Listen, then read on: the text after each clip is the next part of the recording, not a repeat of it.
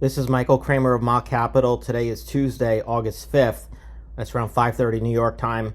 The rest of this week, economic data-wise, isn't really going to be very active. In fact, the most activity we're going to have is a 10-year auction on Wednesday, August 6th, and that will come at 1 p.m. New York time. Then on Thursday, August 7th, we'll be getting our usual round of initial jobless claim data and continuing claim data. And then we'll get productivity and unit labor costs.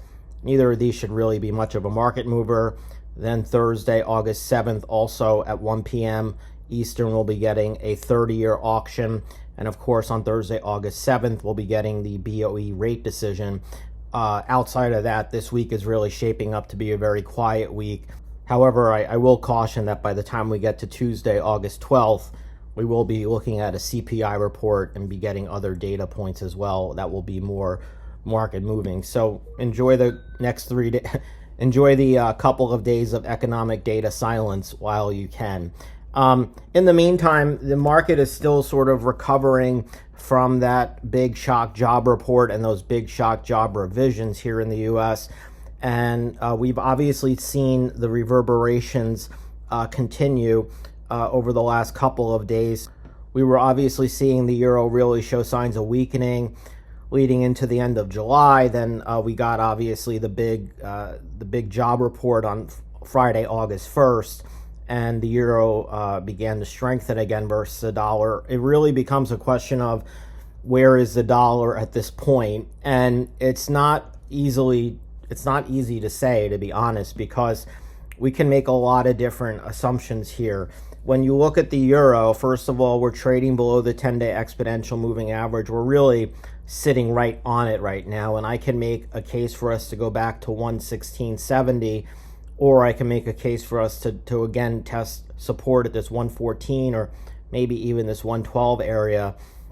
When you look at the short-term momentum indicator on the RSI, I mean, we're clearly trending lower here, and it's hard to say that there's any uptrend left. That appears to be gone at this point. Also, what we see here is we're sitting below the 20-day moving average. So there's just a lot of resistance on the upside at this point for us to really see the euro begin to strengthen again.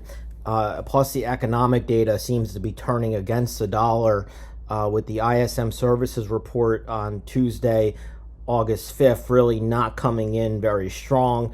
In fact, the only metric that went up in the month of July based on that survey was the prices paid index, which isn't exactly a positive development either, considering that the U.S. is facing the potential for an acceleration of inflation again. So right now, when you look at the euro, it looks like it's literally right in the middle of a range that could really break either way. And sometimes what I do is look at other indicators as well.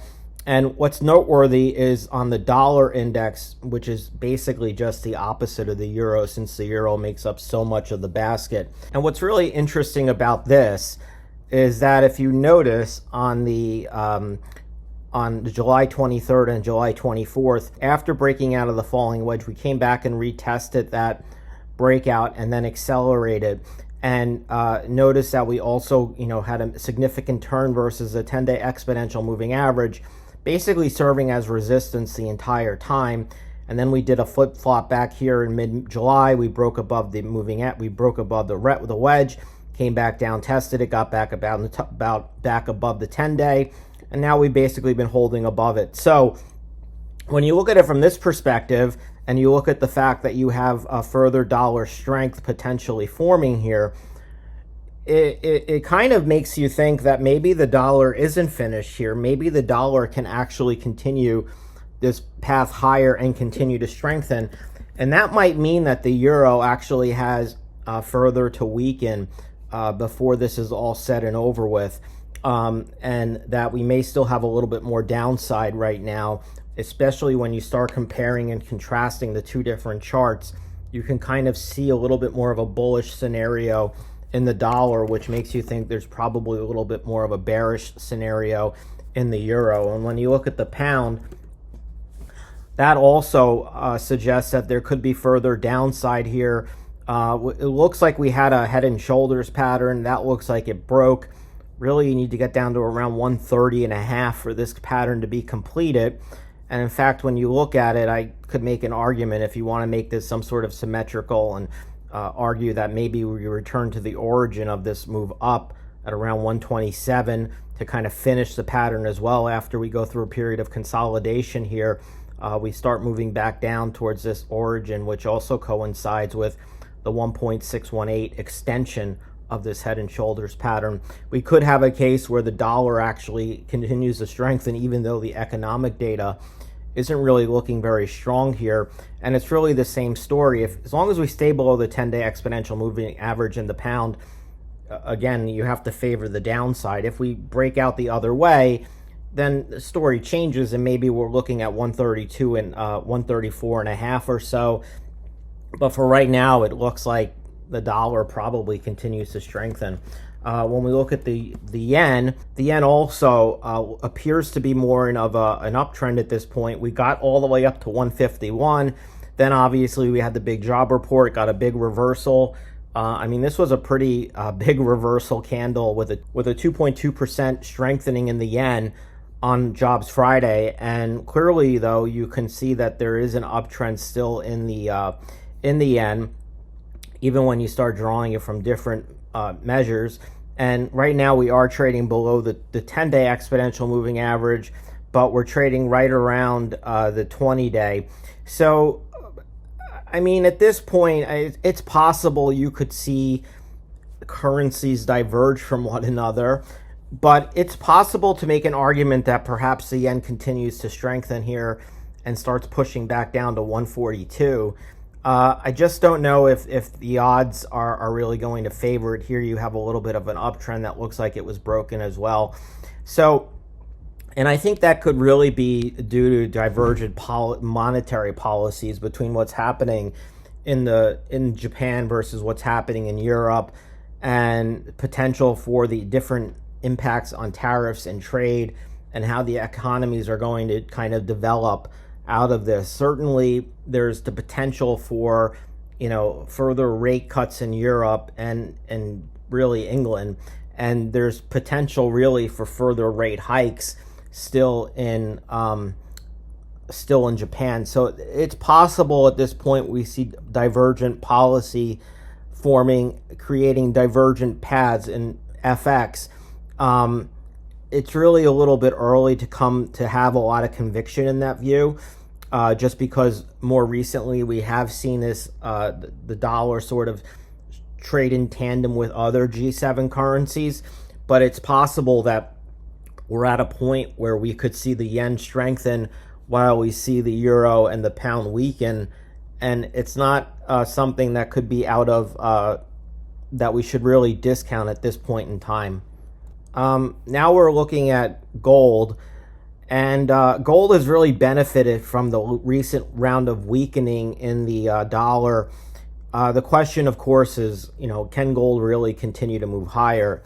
I mean, it's failed 4 times at the 34.30 region, and that, I mean, in itself should make you lean bearishly, because usually when you fail 4 times at a level of resistance, it's not because of good things. But the big question is whether we're going to make an attempt to take it a 5th time. I mean, I'll put it like this. I would really highly doubt that if they take gold up for a 5th time, I would think we would break out and we would go higher. It's just that whether or not we're going to make it all the way back there. And the reason why I say that is because we obviously broke an important uptrend. And right now it looks like we're testing that uptrend and failing at it. In fact, 2 days in a row, we have failed and have not been able to get above that uptrend. I mean, you can see pretty much the 10-day exponential moving average has really flatlined. And so, again, I think that this is really a tough spot, because really the onus is on the bulls to push this thing through 34.30. If it fails for a 5th time, then that's obviously a very bad signal.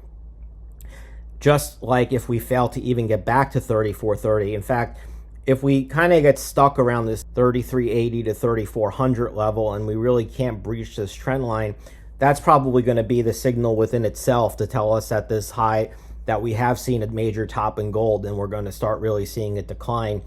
if we get back there for a fifth time, I mean, I would think that the bulls have to push it through. If they don't, I think gold is probably finished for a long time. That's a big statement, but I very rarely have seen things try 5 times at a level and fail all 5 times. Most of the time they push it through at some point. And so this would be a really big test if that were to get there. We haven't really spoken much about Tesla since it reported results. But I think it's interesting because there's obviously this big period of consolidation taking place in it, and there's clearly negative momentum forming in it based on the RSI trending lower. There's this triangle pattern. I mean, you can draw it different ways. I just connected it back to the top, but you can clearly just draw it from these points. This is really not consequential to the pattern. And you can see that we're basically at a point where it would appear we have fallen below the trend line and we've kind of failed to get back above it despite a couple of attempts. Additionally, the 10-day exponential moving average is now starting to roll over as well. No matter which way, no matter your view on this Tesla, it seems like at this point we're entering a period where this big period of consolidation and back and forth we've been having in it really since, call it June, is probably about over, if not entirely over. It's pretty close to being over. In fact, these lines will eventually converge at some point in late August. So we're kind of running out of time for this pattern to continue to play out. And at some point, we're going to break in either an upward or downward direction.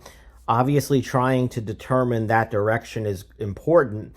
But generally speaking, at this point, it looks like it is starting to break to the downside. You certainly can see on the RSI.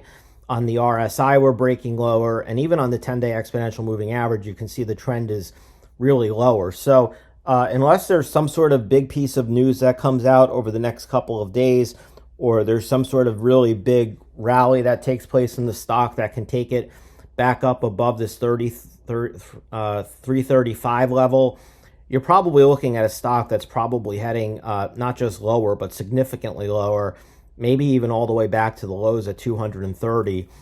When you look at the DAX, we have the double rising megaphone patterns. Right now, we're trading below the 10-day. Notice that we hit it today and we bounced and we kind of receded off of it. So I think the DAX is looking pretty weak right here.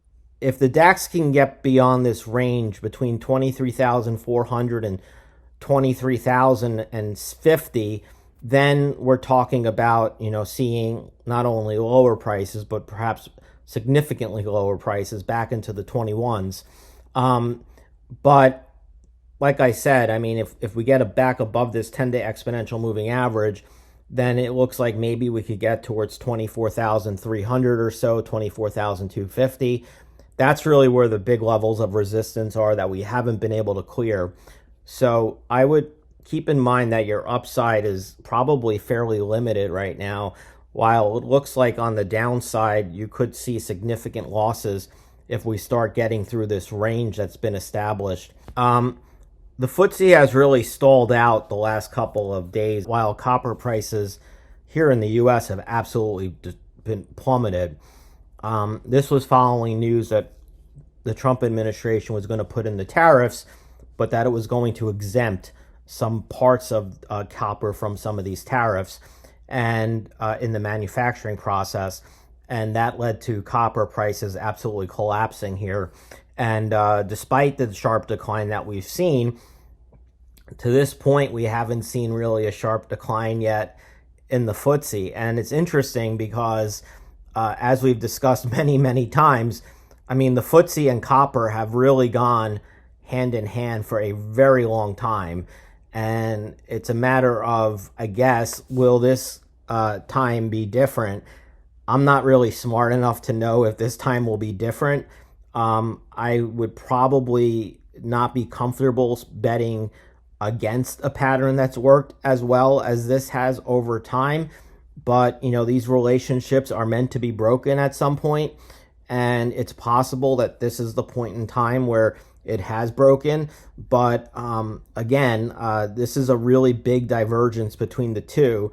And as you can see on this chart, there really haven't been many divergences of such extremes over time. I mean, even when you go back and you kind of zoom in a little bit and rescale everything, you can still see that there are these relationships that exist. And I mean, here's another example. In June of 2018, copper really fell pretty hard, and it took several months, but eventually the FTSE even caught up to it. So there's precedent for it, and just keep that in mind. I think otherwise there's a clear sign of resistance at 9,150, and until that level breaks to the upside, I think you have to have your guard up for potentially sharp move down in the FTSE.